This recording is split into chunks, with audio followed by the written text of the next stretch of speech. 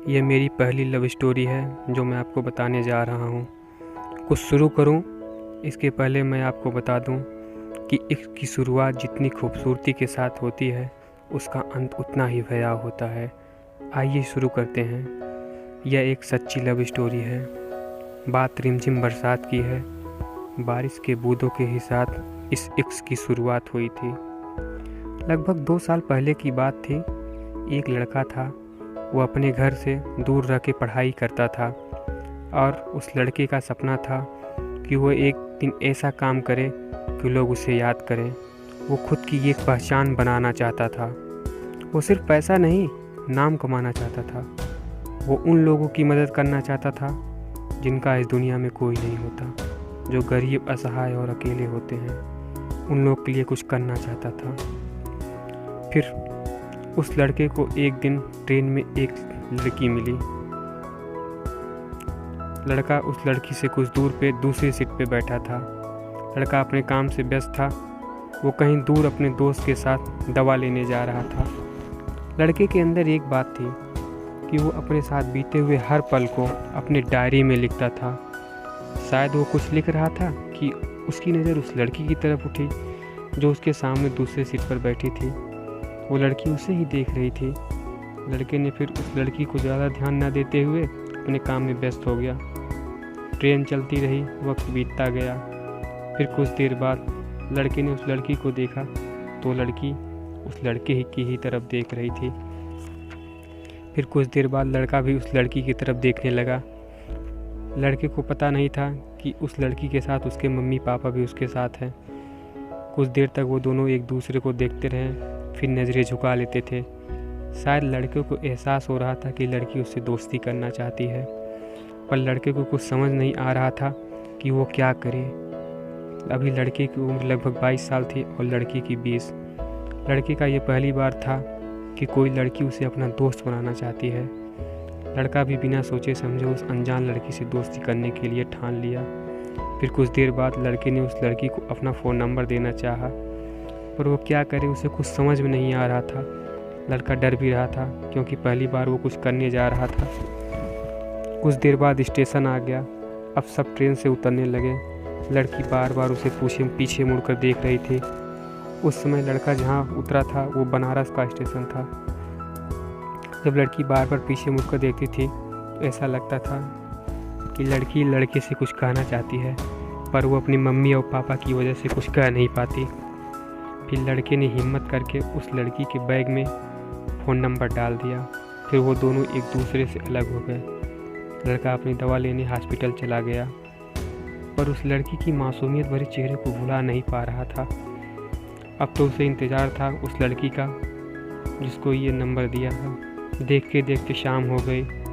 फिर उस लड़की का मैसेज आ गया, मैं आपको जानती हूँ, पर जब तक मैं ना कहूँ फ़ोन या मैसेज मत करना। फिर लड़के को बहुत खुशी हुई। फिर उन दोनों ने मैसेज से बात करने लगे। लड़के ने लड़की का नाम पूछा और लड़की ने लड़के का नाम पूछा। लड़की का नाम शिवानी और लड़के का नाम अमन था। दोनों मैसेज से बात होने लगी, पर फ़ोन से बात नहीं होती थी। कुछ दिन ऐसा बीतता गया। अमन ने शिवानी से कहा कि मैं आपकी आवाज़ सुनना चाहती हूँ, तो लड़की ने सॉरी बोला। कहा मैं आपसे फ़ोन पे बात नहीं कर सकती। कुछ दिन ऐसा ही चलता रहा और कुछ दिन के बाद अमन के पास एक दूसरे नंबर से फ़ोन आया। जब अमन ने फ़ोन उठाया तो कोई लड़की बोल रही थी। फिर अमन ने लड़की से कहा, आप कौन? तो लड़की ने कहा, आप पहचाने नहीं? अमन ने कहा, नहीं। फिर लड़की ने कहा, आपकी मेरी आवाज़ सुननी थी। तो अमन ने कहा, ओह शिवानी, आप कैसी हो? कुछ देर तक दोनों आपस में बातें करते रहे। फिर शिवानी ने फ़ोन रख दिया। फिर कभी कभी शिवानी अमन के पास फ़ोन करती थी और बातें करती थी। शिवानी दूसरे ज़िले में रहकर पढ़ाई करती थी। फिर कुछ दिन बाद दोनों की दोस्ती इतनी बढ़ गई कि वो दोनों मिलना चाहते थे। शिवानी ने कहा, 1 अगस्त को मेरा बर्थडे है, मैं चाहती हूँ कि आप मुझसे मिलें। अमन ने उससे मिलने की ठान ली और उसके बर्थडे के दिन उससे मिलने चला गया। वो अपने साथ उसे देने के लिए कुछ नहीं लिया था सिवाय एक गुलाब के फूल के।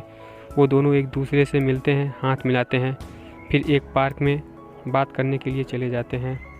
अमन ने कहा आप अपनी आंखें बंद करिए, तो शिवानी ने अपनी आंख बंद कर लेती है। तो अमन ने उसे गुलाब का फूल दे देता है। शिवानी उसे पाकर बहुत खुश होती है। फिर कुछ देर तक वो दोनों बातें करते हैं। फिर शिवानी के घर से फ़ोन आता है कि आप घर आ जाओ क्योंकि आपके दादाजी का एक्सपायर हो गए हैं। फिर शिवानी चली जाने लगती है। फिर वो उस पार्क के एक पेड़ के पास रुकती है और अमन से कहती है मुझे आपसे कुछ कहना है। तो अमन ने कहा कहिए क्या बात है। फिर शिवानी ने पास गिरे एक पत्ते को उठाती है, उसमें कुछ लिख कर देती है।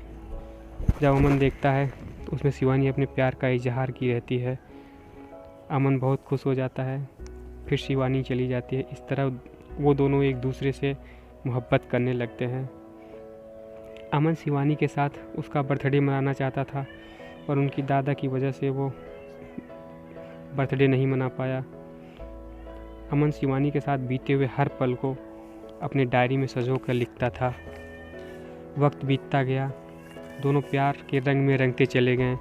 फिर जब कभी भी अमन को टाइम मिलता था वो शिवानी से मिलने ज़रूर जाया करता था। अगली बार जब अमन शिवानी से मिलने गया तो उसके लिए एक प्यारी सी हैंड वॉच लिया, जिसे पाकर शिवानी बहुत खुश हो जाती है। फिर वो दोनों घूमते हैं और काफ़ी इन्जॉय करते हैं। शिवानी बहुत खुश रहती है अमन का साथ पाकर।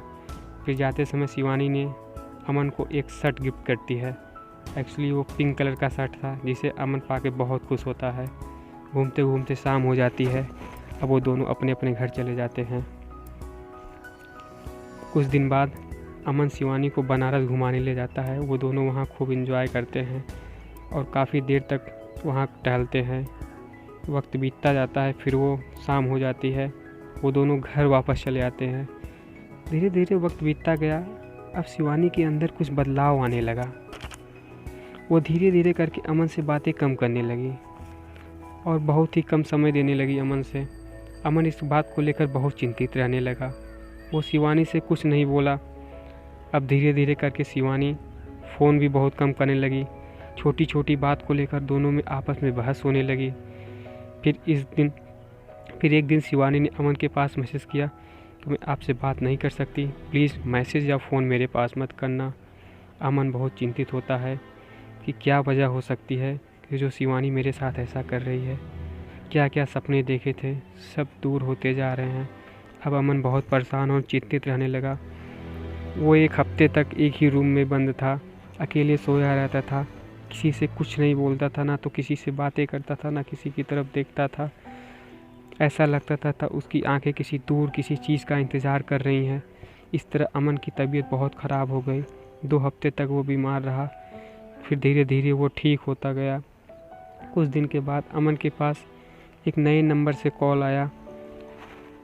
एक्चुअली शिवानी फ़ोन की थी। अमन ने जब बोला उससे पहले